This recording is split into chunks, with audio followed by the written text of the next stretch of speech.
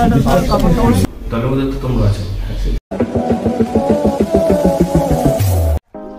হরে কৃষ্ণ, রাধে রাধে বন্ধুরা, তোমরা কেমন আছো? আশা করি ভালো আছো, আমিও ভালো আছি। আর আজকে হয়তো অনেকে ভাবছো যে আজকে ইন্ট্রোটা কেন এরম, কারণ আমাদের গাজলের আদিনাথে যে কিছুদিন আগে হিরণ্ময় গোস্বামী মহারাজ এসেছিলেন, তিনি রতুয়াতে ভাগবত গীতা পাঠ করছেন, সেখানে ওনার প্রোগ্রাম চলছে। তো সেখানেই যাচ্ছি আমরা ওনার সাথে দেখা করতে। তো আমরা যাচ্ছি, বাইক নিয়ে যাব না, 4 চাকা নিয়ে যাব। ওখানে গিয়ে তোমাদের সঙ্গে সব কিছু দেখাবো। চলো সঙ্গে থাকো, দেখতে থাকো ভিডিওটা। খুব আশা করি খুব ভালো লাগবে। ওনার সাথে মিট করবো, সেটাও তোমাদের সঙ্গে শেয়ার করবো। তো চলো ভিডিওটি দেখতে থাকো, সঙ্গে থাকো। ওখানে গিয়ে দেখা হচ্ছে একেবারে।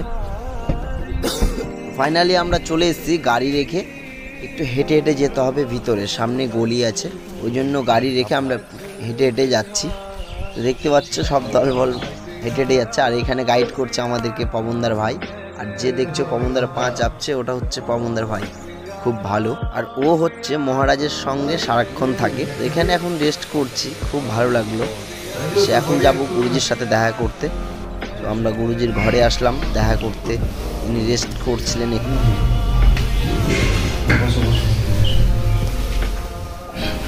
মহারাজ ভালো আছেন? ভালো।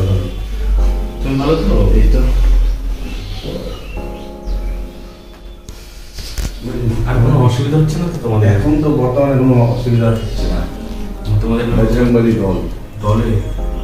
দলের মধ্যে তো তোমরা আছো। আছি, কিন্তু আমাদের ছবি। ফাইনালি তোমরা দেখলেই গুরুজির সঙ্গে দেখা করলাম আমরা ঘরে বসে। অনেকক্ষণ অনেক কিছু, অনেক ব্যাপারে আলোচনা হয়েছে আমাদের সাথে। তো ব্যাপারটা হচ্ছে সব কিছু ভিডিওতে তুলে ধরা সম্ভব নয়, কিছু তুলে ধরেছি তোমাদের সঙ্গে।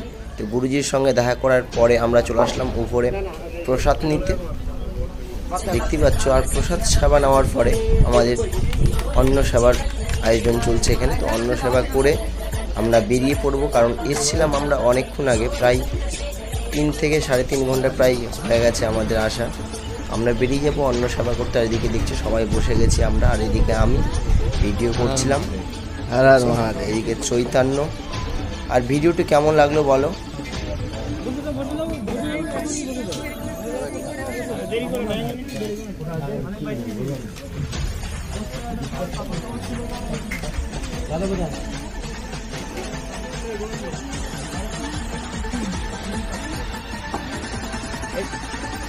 গ্লাস দাও ভাই, গ্লাস দাও কেন?